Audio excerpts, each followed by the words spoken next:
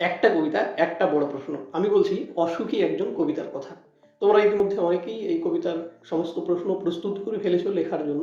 তথাপি আমার আলোচনা শুনলে আশা করি উপকৃত হবে। ৫ নম্বরের প্রশ্ন যদি আসে তাহলে ২টো অথবা ৩টা ভাগ থাকতে পারে। প্রথম ভাগে প্রশ্ন হতে পারে কোন কবিতার অংশ, ২ নম্বর ভাগে প্রশ্ন হবে যে মূল গ্রন্থের নাম কি, আর ৩ নম্বর ভাগে যুদ্ধের ভয়াবহ রূপ সম্পর্কে আলোচনা করব। তোমরা প্রত্যেকেই জানো যে যদি প্রশ্নের ২-৩টা ভাগ থাকে সেই ক্ষেত্রে বক্সের ব্যবহার করতে হয়।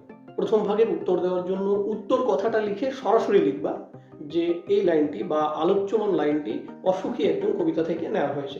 দুটো বক্স দিয়ে যে অসুখী একজন কবিতাটি বিদেশি ফুলের রক্তের ছিটে নামক গ্রন্থ থেকে বা মূল গ্রন্থ থেকে নেওয়া হয়েছে। এবার ৩ নম্বর ভাগের উত্তর যে যুদ্ধের ভয়াবহ রূপ সম্পর্কে আলোচনা। সেই ক্ষেত্রে ৩টা বক্স দিয়ে সরাসরি লেখা শুরু করবা। অসুখী একজন কবিতায় কবি যুদ্ধের যে ভয়াবহ রূপ সম্পর্কে বর্ণনা করেছেন তা নির্মূল। প্যারা চেঞ্জ করে লিখবা কবিতার প্রিয়জনকে দেশে ছেড়ে আসার পরে সেখানে যুদ্ধ লাগে। যুদ্ধ লাগার পরে সমস্ত সমতলে আগুন ধরে যায়, শিশুরা আর বাড়িরা খুন হয়, কিন্তু কবির অপেক্ষায় যে তার প্রিয়জন ছিল তার মৃত্যু হয়নি। যুদ্ধের রূপ এতই ভয়াবহ ছিল যে যে সমস্ত দেবতারা মন্দির উপরে হাজার বছর ধ্যানে মগ্ন ছিল তারা মন্দিরের উপর থেকে টুকরো টুকরো হয়ে নিচে পড়ে গেল।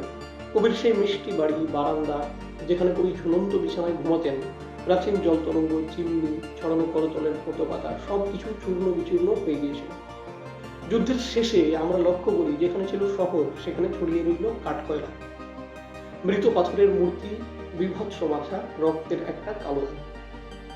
প্যারা চেঞ্জ করে লিখবে এইভাবেই সমগ্র কবিতায় কবি যুদ্ধের ভয়াবহ বা বিধ্বংসী রূপকে আমাদের সামনে তুলে ধরেছে। আমার দৃষ্টিভঙ্গিতে এতটুকু যদি তোমরা গুছিয়ে লিখতে পারো তাহলেই হবে। আর তোমাদের যদি মনে হয় যে আরো একটু বড় লেখা প্রয়োজন তাহলে অবশ্যই নিজের মতো করে ২-১টা লাইন যোগ করবে। আজকের ভিডিও এই অবধি।